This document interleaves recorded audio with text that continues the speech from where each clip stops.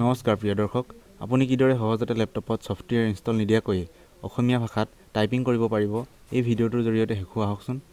আমি পোনপ্ৰথমে অসমীয়া ভাষাত টাইপিং কৰিবলৈ হ'লে আমি অসমীয়া ভাষাটো কম্পিউটাৰত ইনষ্টল দি ল'ব লাগিব।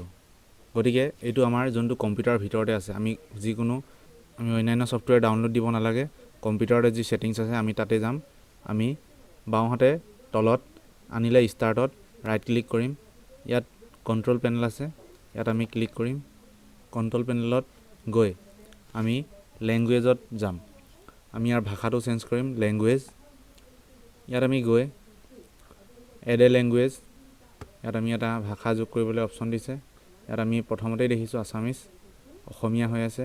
অসমীয়া ক্লিক কৰি আমি ইয়াত তললৈ এড অপশ্যনটো ক্লিক কৰিব লাগিব।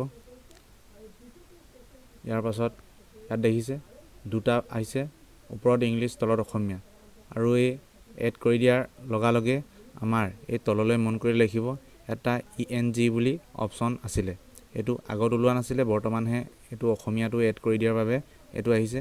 আমি ইয়াত মাউচৰ লেফ্ট ক্লিক কৰিলে আমি ইয়াত দুটা অপশ্যন দেখিম, এটা ইংলিছ আৰু এটা অসমীয়া।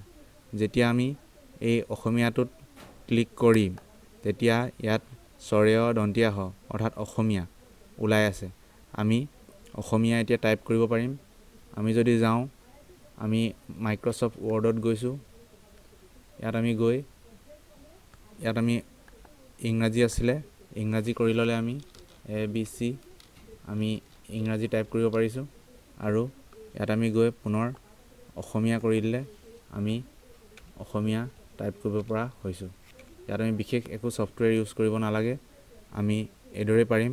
আৰু এই ভাষা সলনিৰ শ্বৰ্টকাটটো হৈছে উইণ্ড'জ আৰু স্পেচ চুইচটো ক্লিক কৰিলে আমি এইদৰে ইয়াৰ উইণ্ড'জ চুইচটো হেঁচি থাকিলে আৰু স্পেচটোৱে আমি ইয়াৰ ভাষাটো চেঞ্জ কৰিব পাৰোঁ। সেইদৰে আমি গুগলত যাওঁ, গুগলত আমি কিবা চাৰ্চ কৰিবলৈ হ'লে অসম এণ্টাৰ কৰিছোঁ, আমাৰ অসমীয়াতে আমি চাৰ্চ কৰিব পৰা হৈছোঁ।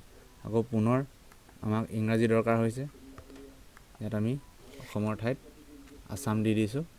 এয়া আমি এইদৰে ইংৰাজী চাৰ্চ কৰিব পৰা হৈছোঁ।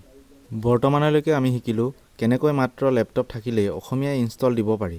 কিন্তু আমি অসমীয়া টাইপ কৰিবলৈ হ'লে লেপটপৰ কীবৰ্ডত কেনেকৈ ক, খ, অ, আ ওলাব তাৰ বিষয়ে ডেছক্ৰিপশ্যনত লিংক দি থৈছোঁ। তাৰ পৰা অসমীয়া কীবৰ্ডখন ডাউনলোড কৰি ল'ব।